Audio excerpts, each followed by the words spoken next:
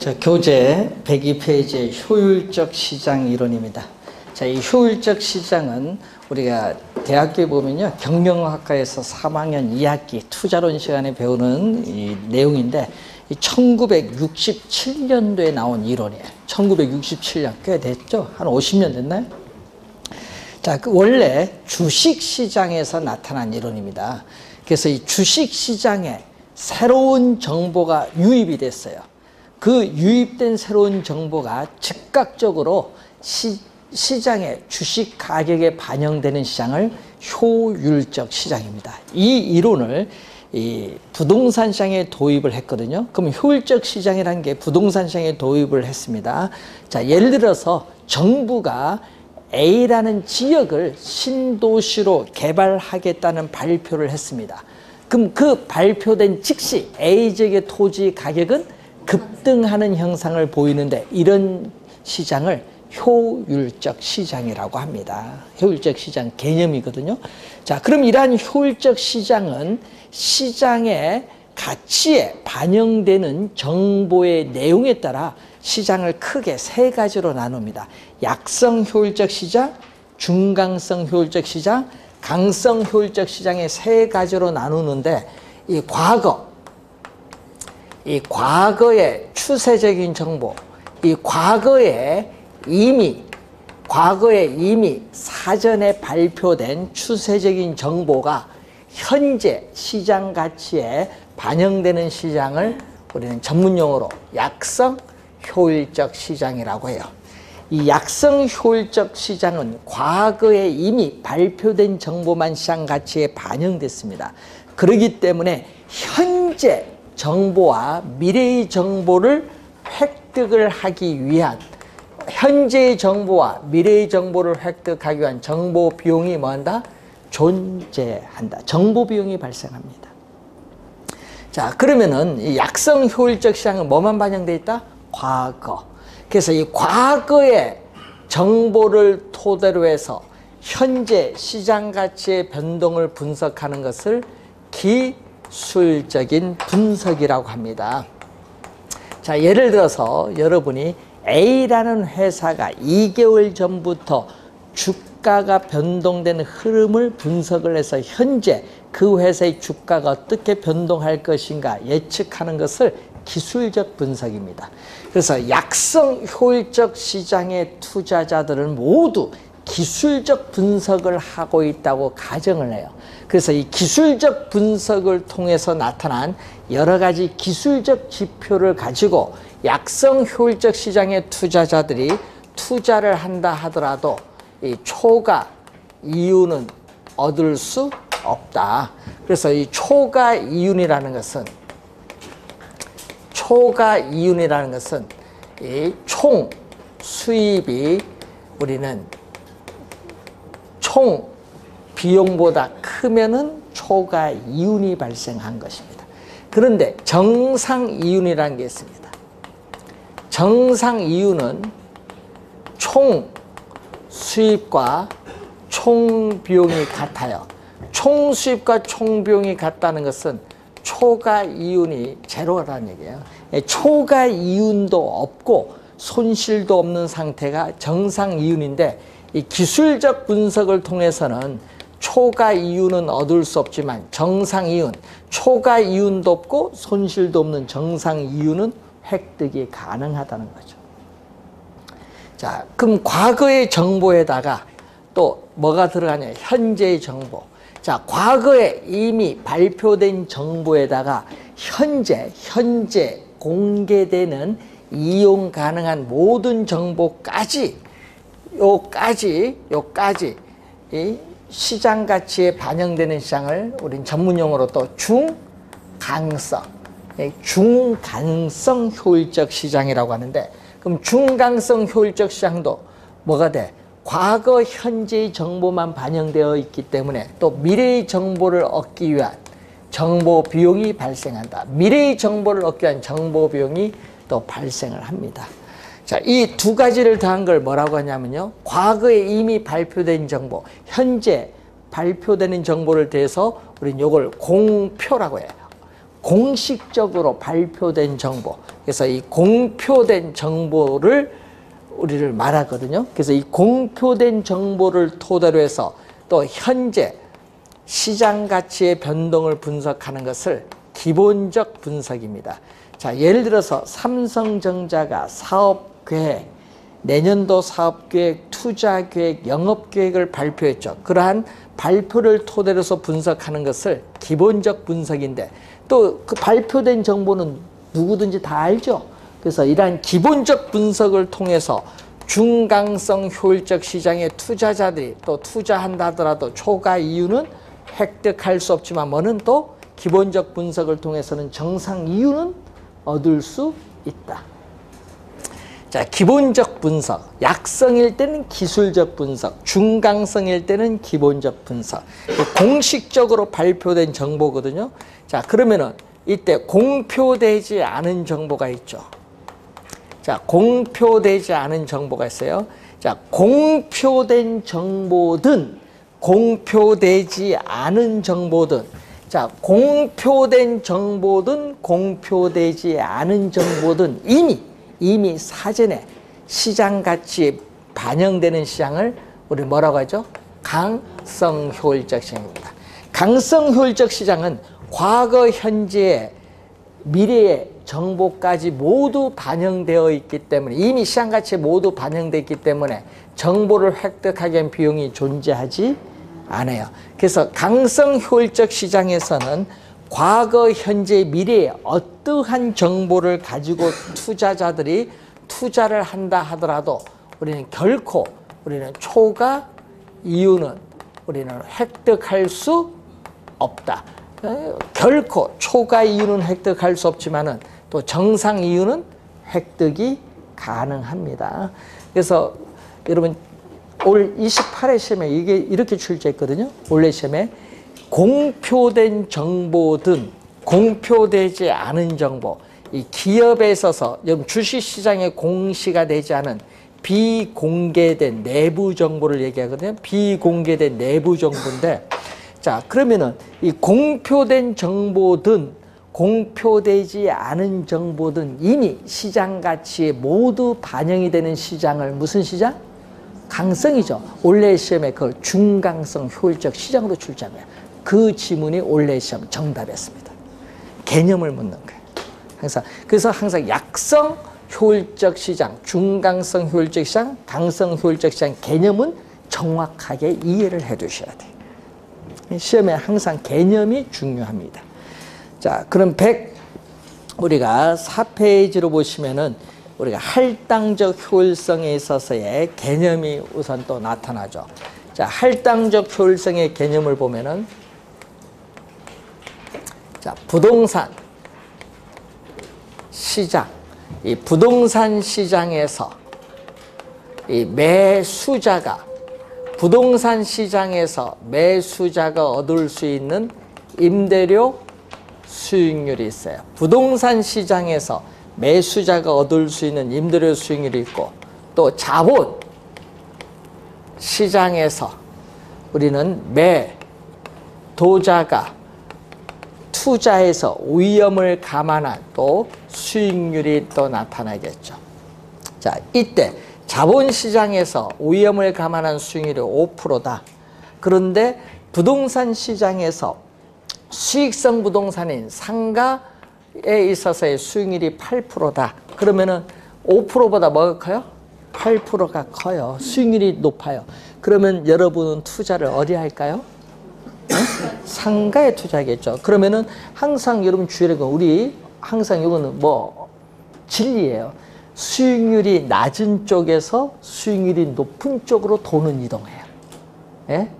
그래서 수익률이 낮은 쪽에서 수익률이 뭐 높은 쪽으로 돈이 이동하는 게 자금 이동이 나타나요. 자금이 이동을 합니다. 그럼 자금이 이동을 하면은 부동산 시장의 수익률이 높으니까 부동산에 대한 투자 수요가 뭐한다?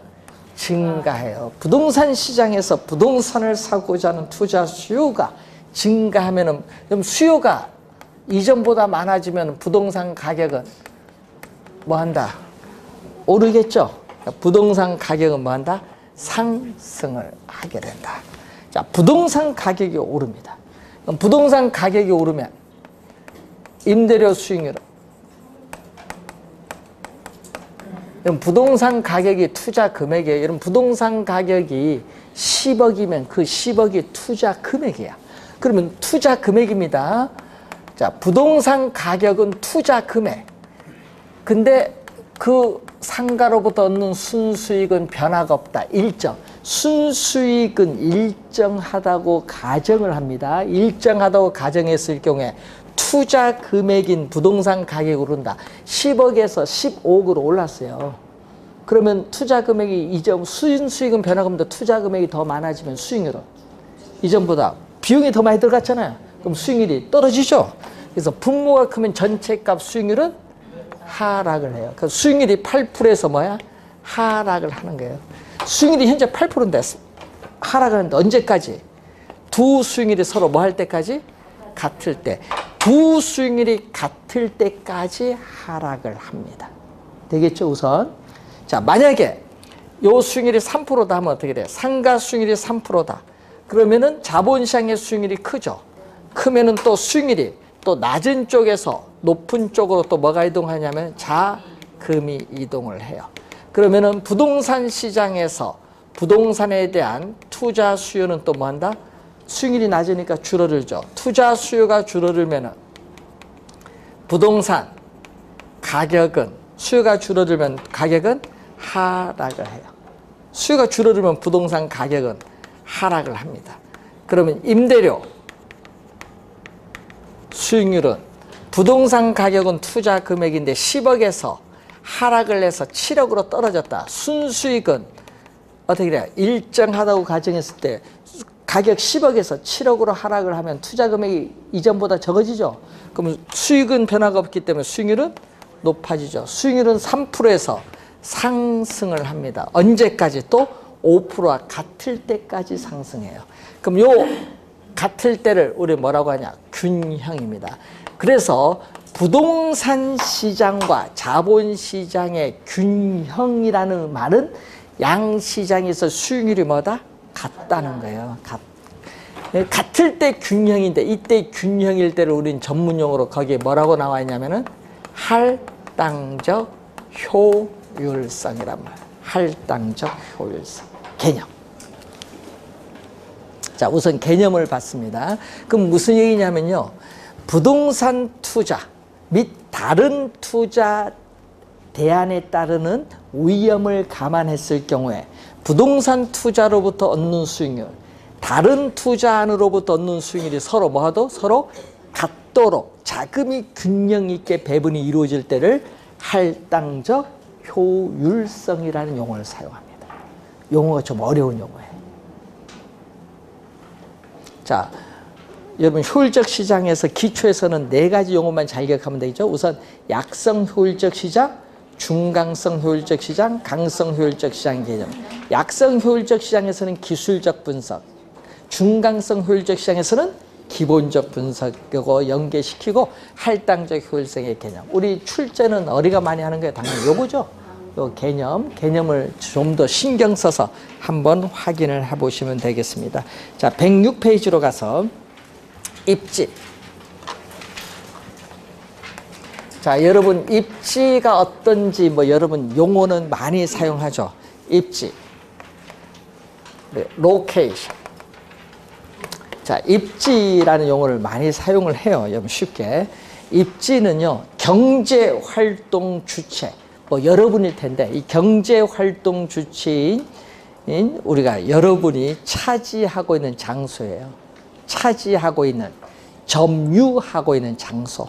학교가 있는 장소, 우리 공부하는 건물이 있는 장소, 공장이 있는 장소, 주택이 있는 장소, 상가가 있는 장소, 그게 다 입지라고 해요. 입지. 그래서 입지는 차지하고 있는, 점유하고 있는 장소이기 때문에 움직이지 않는 무슨 개념?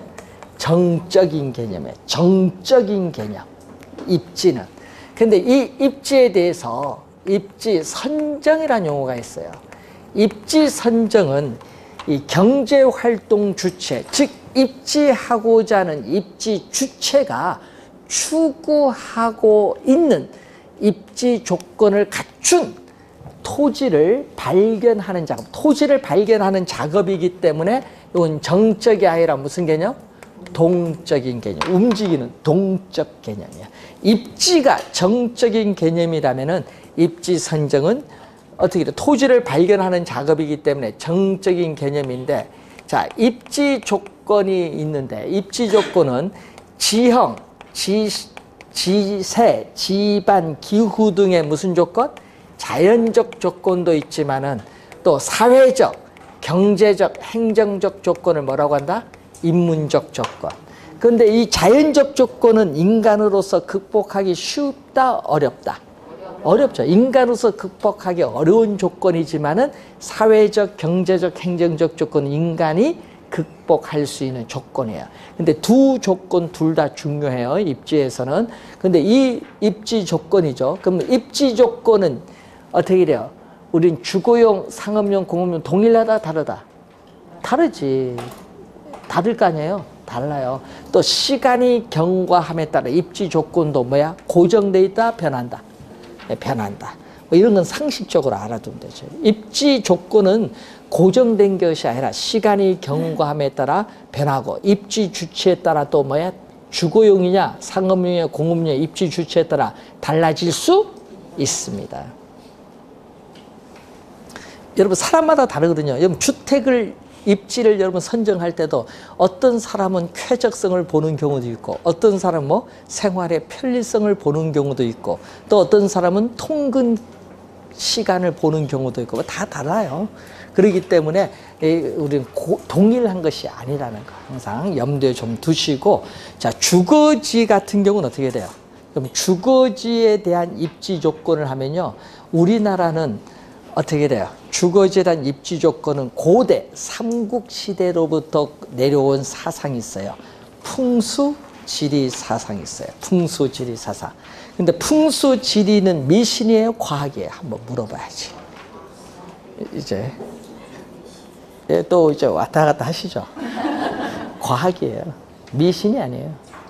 그래서 여러분이 미국 같으면요, 샌디에이고 가면 유명한 암센터, 우리 이건희 회장님도 거기서 치료를 받으셨거든요. 상당히 유명합니다, 전 세계적으로. 그 암센터의 병동 침실이요, 이런 풍수지리설에 입각해서 본인의 체질 있죠, 사상의학 체질에 따라서 소양인, 소음인, 태양, 태음 있잖아요. 요거에 따라서 배치를 해놨어요. 그리고 미국에서는 사무실 배치도 풍수지리 사상에 근거를 해요. 상당히 중요합니다. 그래서 여러분도 자격증 따서 그런 걸 하나 배워두셔야 되는데, 여러분 찾다 보면 공짜 많거든요. EBS 같은 경우에는 그 뭐 1,000원인가? 1,000원인가? 옛날 1,000원인가 같은 결제하면은 과거에 유명한 그 강의 자료가 있어요. 그런 걸 찾아서 한번 합격해서 한번 들어보세요. 예? 그 한의사인데 그분이 전국 한의대학 가면서 어디 사상의학에 관한 풍수지리를 얘기를 해요. 우리나라 최고의 강의입니다. 그 사람이 제일 먼저 하는 강의가 세계의 반은 남자, 세계의 반은 여자부터 강의입니다.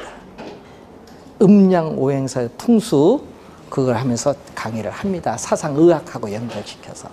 그거 여러분 들어야 돼요. 그래야 여러분 주택 거래를 할 때, 나는 어느 주택에 있을 때 건강했는데 이사를 했더니 몸이 좀 안 좋아지는 현상이다. 그럼 주택에 뭐가 문제 있어요, 풍수지리상에. 그럼 빨리 이사가라 해야 돼. 그래서 또 거래를 해야 돼, 여러분은.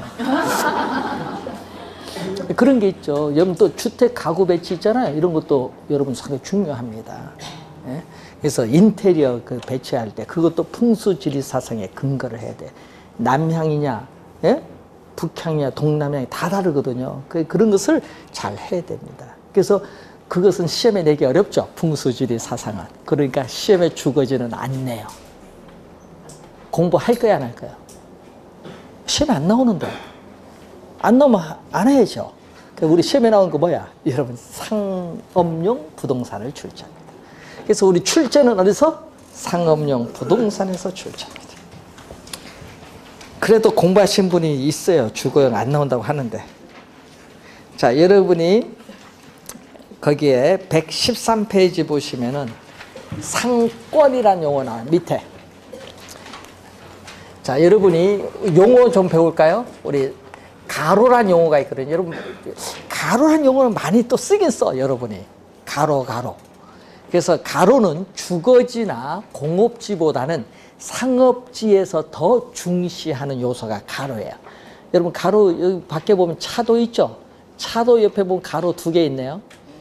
예? 좌측 가로, 우측 가로 2개 있잖아요. 가로가 뭐예요?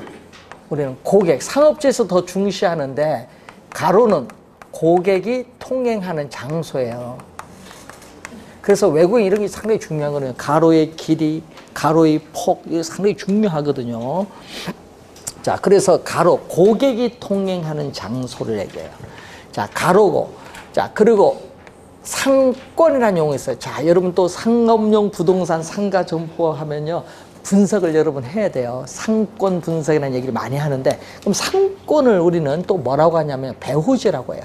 상권을 다른 말로 뭐죠? 배후지. 여러분 앞으로 교재에 있다 보면 배후지라는 용어 나오면 아, 상권이다 이렇게 생각하면 돼. 배후지는 상권. 상권인데 이 배후지를 우리는 쉽게 얘기하면은 고객이 뭐 한다? 고객이 존재하는 지역. 고객이 존재하는 지역을 뭐라고 한다? 상권이야, 상권. 그럼 상권의 범위는 고정되어 있다, 변한다. 이것도 상식인데. 상권의 범위는 고정되어 있는 것이 아니죠. 뭐 예를 들어서 전철 노선이 연장되면 상권도 확장되잖아요. 상권의 범위는 고정되어 있는 것이 아니라 뭐다? 변한다. 그래서 상권을 분석할 때는 현재 고객이 존재하는 지역인 배후지만 분석해서는 안 돼요. 미래에 배후지로 발전할 가능성이 높은 후보 지역도 뭐 해야 돼? 고려를 해서 분석을 해야 돼. 항상. 잠재적 수요가 어디까지 가느냐 고려를 해야죠. 자, 그런 것을 이제 잘 분석을 해야 됩니다. 그래서 상권의 수요를 분석할 때는 현재 고객이 존재하는 지역인 배후지만 분석해서는 안 되고 앞으로 미래에 배후지로 발전할 가능성이 높은 후보 지역까지 고려해서 분석을 하는 것이 바람직한 겁니다. 자, 우선 상권이라는 용어 배웠는데 우리 상업을 배우면 요건 기본적인 용어예요. 자, 그런데 문제는 이 상권과 관련해서 우리가 알아야 될 용어가 있는데 자, 112페이지 보시면은 공간 균배의 원리, 패턴이라는 학자가 나오죠. 자, 여러분 패턴은요, 이 하나의 상권 내에 이 동질적인 소비자가 균등 분포되어 있다고 가정을 합니다. 그래서 여러분이 우리가 소비자가 어떤 점포에 먼저 점포가 입지하고 있어요. 그럼 나중에 입지하는 점포가 어느 장소에 입지하는 것이 유리한가 분석하는 겁니다. 이미 기존의 점포가 있는데 나중에 들어온 점포가 어느 지점에 입지하는 게 좋은가 분석하는 것이 공간 균배의 원리입니다. 그런데 이 공간 균배의 원리에 보면요, 점포의 소재 위치에 따르는 점포의 분류가 4가지가 나와요. 거기 보시면은 집심성 점포인데 심이 마음 심자예요. 피는 심장으로 다 돌아오죠. 그렇기 때문에 시민, 배후지, 고객이 존재하는 지역인 배후지의 중심부에 입지를 해야 유리한 유형의 점포가 집심성 점포입니다. 그래서 시험 문제에 많이 나오는 게 백화점 도매상이 제일 많이 나옵니다. 백화점, 도매상, 또 가끔 귀금속점도 나오고 또 고급 음식점, 영화관, 호텔 등이 여기에 해당하죠. 자, 집재성 점포라는 게 있죠. 이것은 배후지의 중심부에 입지를 안 해도 관계는 없는데 이 동업종의 점포들이 한 곳에 모여 있어요. 한 곳에 모여 있어야 유리한 유형의 점포입니다. 관공서, 요즘 행정타운이라고 많이 하죠. 다 밀집해 있잖아요. 관공서, 그리고 뭐가 있어요? 은행, 보험 등이 여기에 해당을 합니다. 자, 그리고 소매, 점포가 속해 있는 상권의 크기는 한정이 되어 있어요. 그래서 이 소매 점포 등에 있어서 어떻게 돼요? 동일 업종의 소매 점포들은 한 곳에 모여 있으면 망해요. 망하니까 뭐 해야 돼? 분산 입지를 해야 유리한 유형의 점포로서 시험에 제일 많이 나오는 지문이요. 세탁소하고 잡화점이 제일 많이 나와. 세탁소, 잡화점. 요 2개가 제일 많이 나오고요. 여러분 요즘 보면 미용실이라든지 치킨집이라든지 이런 거 편의점 이런 것이 여기에 해당해요. 모여 있으면 안 돼요. 그리고 집재성 점포보다는 점포의 규모가 좀 작아요. 이게 국부적 집중성 점포인데 동일한 업종의 점포들이 국부적 중심지에 입지를 해야 유리한 유형의 점포입니다. 여러분 국부라는 말 하면 여러분 이런 말이 있거든요. 전신마취, 국부마취. 국부는 일부분이잖아요. 그럼 어떤 지역의 일부분. 그게 국부적 중심지. 그래서 대표적인 게 뭐 있어요? 우리 가끔 우리 광명에 있는 점이지만 우리 가끔 지방에 가면 이런 게 있어요. 공구의 거리. 뭐 그렇죠. 공구만 팔는 거리. 그런 게 국부적 집중성이야. 예, 그런 게 있잖아요. 그래서 여러분 농기구상, 종묘상, 비료상, 석재점, 어구점 등이 대표적인 국부적 집중성 점포. 자, 그리고 상품의 종류에 따른 분류인데 이게 바로 구매 습관에 따른 분류예요. 자, 그래서 거기 보면 편의품점이라고 하죠. 여러분 편의품점, 일명 여러분 편의점이라고 얘기를 많이 하는데 이 컨비니언스 얘기죠. 그래서 여러분 우리 옆에 보면 CU는 뭐가 나와요? 컨비니언스, 편의에다가 포유를 붙여. 당신을 위한 편의점이야. 그걸 줄여서 CU라고 하는 거예요. 뭐 약어도 모르죠. 그냥 CU 이렇게 하시죠. 당신을 위한 편의점. 그러니까 이 편의점 가면 물건 살 때 한번 보세요. 가격이 비싸요, 싸요? 비싸요? 싸지. 10,000원 이내의 상품인데. 10,000원 이내의 상품들을 판매하는 거의 점포예요. 그리고 그러다 보니까 어떻게 돼요? 의사결정이 신속하고 구매 빈도도 높은 상품. 자주 사는 거예요. 구매 빈도도 높은 상품을 판매하는 점포인데 여러분 주택에서 도보로 요즘 몇 분 정도 하면 한 요즘에 10분에서 한 15분? 옛날은 30분인데 그때는 너무 멀어 이제는. 10분에서 15분 정도 거리에 있고 그래서 중심지의 기능이 가까운 지역에만 미치는 저차원, 낮은 저차원 중심지에 입지를 해요. 자, 이런 점포가 편의품점이에요. 일상생활 필수품을 판매하는 점포입니다. 자, 근데 요거보다 가격이 약간 비싸. 약간 비싸요. 그래서 의사결정이 신속하지 못해. 생각 좀 해야 돼. 사는 거. 그래서 여러분이 구매하고자 하는 상품의 가격, 품질, 디자인, 색상, 포장, 서비스 등을 여러 어떻게 돼? 점포들과 상호 비교를 한 이후에 구매를 하는 점포예요. 그 선매품점인데 대표적으로 고객의 기호라든지 취미가 잘 반영되는 경우가 많습니다.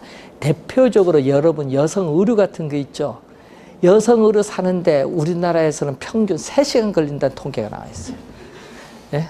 남성 의류는 몇 분? 예? 10분 안 걸린대. 의사결정은. 여성분 3시간 걸린대. 이게 다 비교를 하는 거예요. 예? 그렇죠. 대답이 없어요. 비교를 할 텐데. 예, 이제 선매품이에요. 근데 전문품은요, 요거는 상당히 명품이라고 생각하면 돼.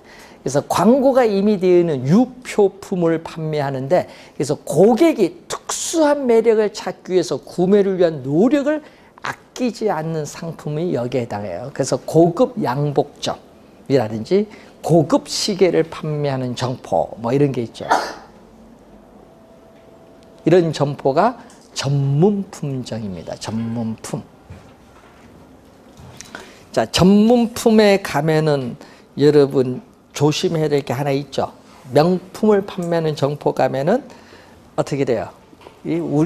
어떻게 돼요? 가격이 붙여 있거든요. 예? 붙여 있어요. 가격, 그 상품가에 붙여 있으면요.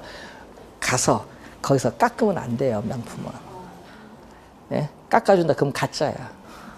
깎으면 안 됩니다, 명품. 그래야, 그래로 돈 주고 사는 게 명품입니다. 명품은 품질 보증서가 있는데요. 전 세계 어느 지역이든지 교환 가능합니다. 예? 명품은 바로 우리나라 샀는데 미국, 유럽 가서 있죠? 예? 상품 판매하는 그 똑같은 점포 가서 요거 교환하겠다 하면요. 묻습니다. 예? 제품으로 교환하겠습니까? 현금 교환하겠습니까? 바로 묻습니다. 이게 명품입니다. 물건, 뭐 우리나라처럼 뭐 현금 안 바꿔준다. 그게 명품입니까? 그건 싸구려지. 예? 잘못된 거예요. 명품은 교환해줍니다. 100%. 뭐만 보면 돼? 품질 보증서 1년 번호가 있어요. 딱 보고 확인해 줍니다.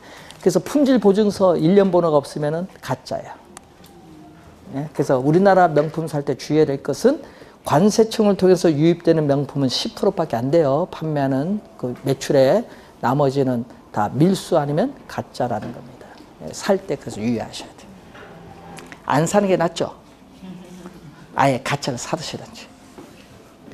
가끔 가짜 팔다 걸리잖아요. 뉴스 나오고 옛날 롯데 잠실에서 걸렸고, 예? 여주 아울렛에도 걸리고. 그 잘 모르는 전문가가 봐야 알지 그런 거. 그래서 아예 가짜 사는 게 낫습니다. 중국은 거의 가짜죠. 예? 롤렉스 5만 원 팔대요.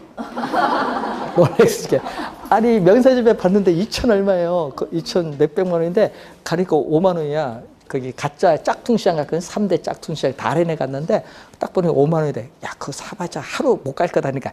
그래도 하루 껴본다 해서 산대. 진짜 하루 지나니까 시계 멈추대요. 하루 예, 5만 원. 그래서 중국이 짝퉁이 대단합니다. 3대 짝퉁 시장이랬습니다.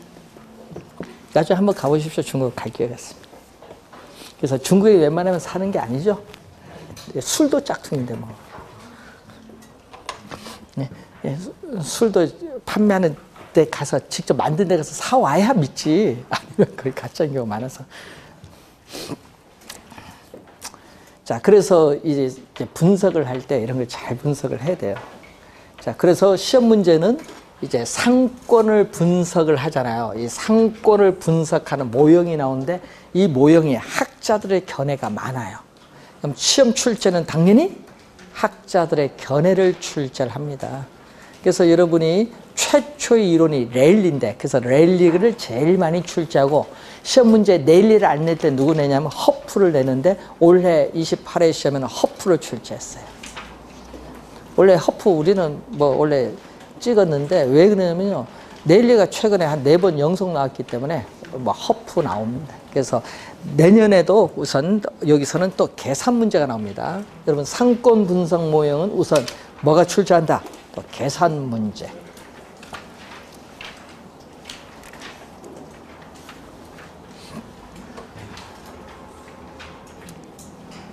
자, 여러분 앞으로는 이제 상가 거래를 하려면요. 이런 것도 좀 분석하는 모형을 좀 알아야 됩니다.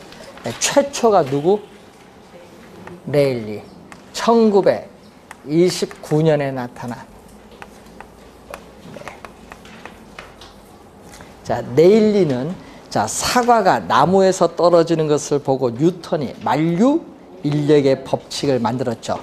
자, 두 물체 간의 인력의 크기는 두 물체의 질량의 크기에 비례하고 거리 제곱에 반비례한다. 이것을 응용을 해서 레일리는 소매 인력의 법칙을 만듭니다. 네, 소매 인력의 법칙인데 무슨 모형이냐 하면은 중력 모형이죠. 뉴턴의 만류 인력의 법칙을 응용을 했는데 자, 이 얘기죠. 우리가 A 도시의 인구가 예를 들어서 10,000명이다. 그러면 B 도시의 인구가 3,000명이다. 3,000명이다. 이렇게 주어질 수 있죠. 그럼 인구가 여기 크죠. 이때 상식적으로 상권의 경계는 어디가에서 규모가 작은 B 도시 가깝게 상권의 경계가 결정되는데 이 상권의 경계인 뭐가 분기점이 나타나겠죠. 이 분기점에서 A 도시까지 거리를 X 킬로미터, 분기점에서 Y 도시까지 거리를 Y 킬로미터라 하자. 자, 이렇게 주어졌을 때 그러면은 이 분기점인 C 도시의 소비자 5,000명이 중에서 몇 명이 A 도시의 물건을 사러 가고 나머지 인구가 상대적으로 B 도시에 가느냐. 두 도시 또죠. 한 도시에 가면 상대적으로 B 도시에 몇 명 가느냐. 요거예요. 그래서 소매 잠재력의 크기를 상대적으로 비교하는 모형이 누구의 모형? 레일리 모형입니다. 자, 공식 유도하는 건 1일, 2월 달 할 거고요. 여기서는 바로 뭐냐. 두 도시 사이에 위치하는 C 도시의 소비자에 대해서 A, B 두 도시의 상권이 미치는 영향력의 크기는 두 도시의 뭐에 비례한다? 두 도시의 크기인 인구에 뭐한다? 비례하고, 인구에 비례하고 이 상권의 경계인 분기점, 상권의 경계인 분기점으로부터의 거리의 제곱에 반비례한다. 이 말이 또 한 3번 출제를 했습니다. 21회, 25회 시험에도 나오고 13회 시험에도 나왔거든요. 여기 3번 출제인데 주의해야 될 건요. 요걸 시험에 낼 때는요. 반비례. 요거는 뭘로? 비례로 바꿔서 출제를 자주 해요. 비례 반비례를 자주 바꾸거든요. 자, 요거 모형인데 그래서 여러분 A 도시가 C 도시 소비자를 끌어당기는 힘을 뭐라고 해? 끌어당기는 힘을 유인력 또는 끌어당긴 유인력 또는 흡인력, 유인력, 흡인력이라고 하는데, 자 비례는요, 이 분수식에서 비례는 어디로 가냐? 분자로 가고요. 반비례는 뭘로? 분모로 와요. 그러니까 이걸 이용을 해서 나중에 수식을 유도를 합니다. 인구의 비례하고 거리 제곱에 반비례한다. 자, 이게 네일리 모형이에요. 그럼 네일리 모형을 수정을 했어요. 자, 이 네일리 모형을 수정을 해서 나타난 모형이 컨버스입니다. 컨버스. 컨버스에 수정을 했으니까 수정된 소매 인력의 법칙입니다. 자, 컨버스에 수정된 소매 인력의 법칙을 일명 컨버스는 뭐라고 했죠? 분기점 모형이라고 했어요. 분기점 모형. 자, 그러면은 우리가 A 쇼핑센터의 매장 면적이 1000제곱미터다. 자, 항상 직선거리를 얘기합니다. 우리가 B 쇼핑센터의 매장 면적이 16,000제곱미터다. 그럼 당연히 상권의 경계는 규모가 작은 어디? A 쇼핑센터 가까이의 경계가 결정되겠죠. 이게 분기점입니다. 자, 두 쇼핑센터까지 거리가 예를 들어서 10km다. 이렇게 보면 되겠죠. 자, 이렇게 우리가 봤을 때 우리는 요 A 쇼핑센터에서 이 분기점 상권의 경계까지 거리를 X 킬로미터라 하면은 요 거리는 몇 킬로? 10km에서 뭐를 빼면 돼? X를 빼면 요게 나오지. 예? 그래서 요걸 구하는 걸 자주 내거든요. 그러면 무슨 얘기냐? 뭐를 했죠? 여기도 수정을 했는데 인구를 수정한 거예요. 인구를 수정을 해서 뭘로? 매장 면적으로 수정했어요. 매장 규모인 뭘로? 매장 면적으로 수정한 거예요. 매장 면적에 비례한 거예요. 그래서 요 매장 면적입니다. 요 인구를 뭘로? 매장 면적으로 수정을 한 거죠. 매장 면적에 비례하고 또 분기점으로부터 또 상권의 경계인 요 분기점으로부터 또 거리의 제곱에 뭐한다? 반비례한다. 자, 매장 면적에 비례 반비례 수정을 한 모형이죠. 그래서 우리는 구매 영향력이거든요. 이 두 쇼핑센터의 구매 영향력이 같은 점이 바로 상권의 경계인 뭐다? 분기점. 그럼 두 점포의 구매 영향이 같거든요. 그럼 A 쇼핑센터의 구매 영향력 얼마? 자, A 쇼핑센터의 구매 영향력은 뭐에? 매장 면적 얼마? 1000. 매장 면적 1000에 비례하고 거리, 분기점으로부터 거리, X 거리의 제곱의 반비례. 요거는 A 쇼핑센터의 구매 영향력. 예? 그럼 B 쇼핑센터의 구매 영향은 얼마? B 쇼핑센터 16,000에 비례하고 거리 10-, 거리의 제곱의 반비례. 그러면은 A 쇼핑센터의 구매 영향력, B 쇼핑센터의 구매 영향이 서로 뭐한 점? 같은 점에서 우리는 분기점이 형성이 돼요. 상권의 경계. 요거 2차 방정식, X에 대한 2차 방정식, 중학교 3학년 때 배운 2차 방정식, 그걸 풀어라는 얘기예요. 다 잊어버렸죠? 못 푸는 거예요, 여러분은. 다 잊어버렸어.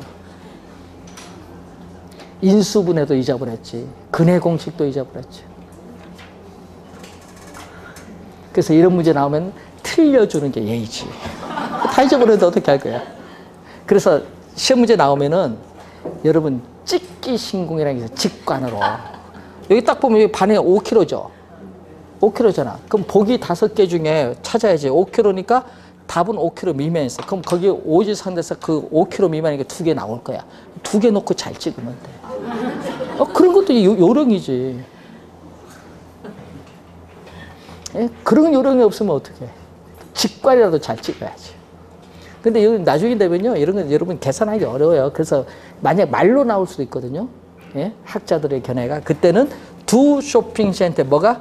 구매 영향력이 같은 점이 뭐가 돼? 상권의 경계인 분기점이 된다. 뭐를? 인구를 뭘로 수정했다? 매장 규모인 매장 면적으로 수정했다라는 내용을 아시면 되겠습니다. 자, 우선 넬리가 상당히 중요합니다. 넬리는 최초니까 시험에 하여튼 자주 출제하고 넬리 안 내면은 뭐를 낸다? 허프 내는 거야. 그러니까 원래 시험도 허프인데 하여튼 넬리, 허프 둘 중에 하나가 우선 계산 문제는 출제가 되는 부분입니다. 자, 우리 다음 주에는 허프부터 진행하도록 하겠습니다. 자, 오늘 수고하셨습니다. 안녕히 가십시오.